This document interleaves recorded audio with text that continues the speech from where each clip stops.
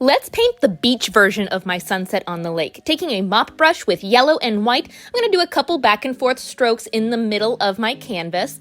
And then without washing the brush, go right in for some hot pink. Slightly overlapping over top of that yellow. It's important to do it right away before it dries. I'm going to start taking pink and then orange, alternating back and forth. Don't blend too much because I don't want those to turn into all one shade, but it's really cool to see how the two shades intermingle with each other. Then I'm going to keep working my way up with just pink, and at the very top, without washing my brush again, I'm going to take some very, very light blue.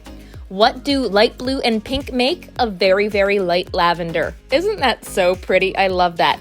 Notice how it's blending so easy because the paint isn't dry yet. I'm going to even put a little bit more orange in there. But do you see how there's still a crisp line where the yellow and the orange and pink start? Here's a trick. Wash out your mop brush and without any paint at all, make sure it's not dripping wet, but slightly damp, you can go in and blend that line. See how that fades it just a little bit? That way you don't have to go back in and keep adding paint. You can just blend in any edges that don't look quite right.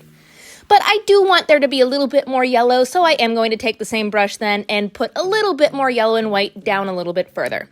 Now from the left of the yellow all the way down to the bottom right corner, I'm going to do a blue line with light blue and bright blue. And then anything on the right-hand side of that blue line, I'm going to do back and forth strokes down to that corner. We're going to have a sideways beach today. A little bit of perspective there. And then with a size 3 round brush, let's let the blue dry. Where the sun is going to be setting, I'm going to take some white with maybe a little bit of yellow, but I'm going to do some horizontal strokes in my sky right above where the water is because I want my sun to be setting right there and it's going to be super bright. It's also easier to do this when the yellow is still wet, so I worked really fast on this painting. Notice I didn't dry it in the beginning like I usually did. Everything is still blending nicely. If you do too much white, don't worry, you can go back in with a little bit of yellow and blend. And notice how mine are wider towards the bottom and come up almost to a point where the pink starts. There, now let's dry it. Now taking my handy dandy pouncer, I'm going to make another omelet sun. Dark yellow, bright yellow, and white. Put all the colors on the sponge, press down and twist. That looks like it'll be pretty good. And notice how my sun is slightly below the water. I love that. I'm going to make it even a little bit bigger. I decided I'm going to use a bigger pouncer. There we go. Ooh, perfect omelet sun. All right. Take another round brush. I'm using a slightly larger one and just putting some of those blues over top of that. And then, while that's still wet, I'm going to blend in a little bit of yellow underneath the sun for a reflection. Opposite effect, whiter towards the sun and coming down almost to a point as it gets lower. Let's put a little bit of extra white in there for some highlights. Again, if you do too much, blend it in with some blue. Perfect. Okay, now that the blue is dry for our water, I'm taking another clean mop brush and with some tan or a sandy color, going to do strokes going to the corner on the bottom left. That's our beach.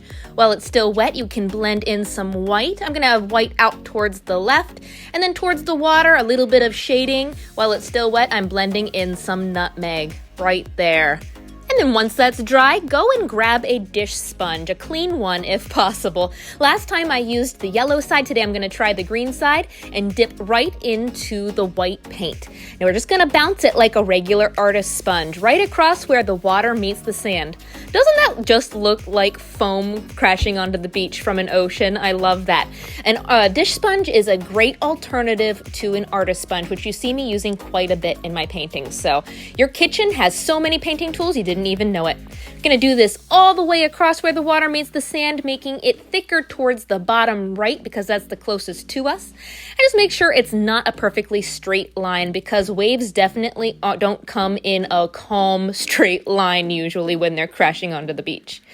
If you get too much white though, don't worry. You can go back in with some of the blues from your ocean and just blend in a little bit of that for shading. Either way, the blue kind of tends to soften the white a little bit so it's not too much contrast, looks a little bit more natural. And as a final touch, take a detail brush. You can add some extra highlights and shading to your sun to make it stand out a little bit. I added extra white around there and a little bit of dark yellow too.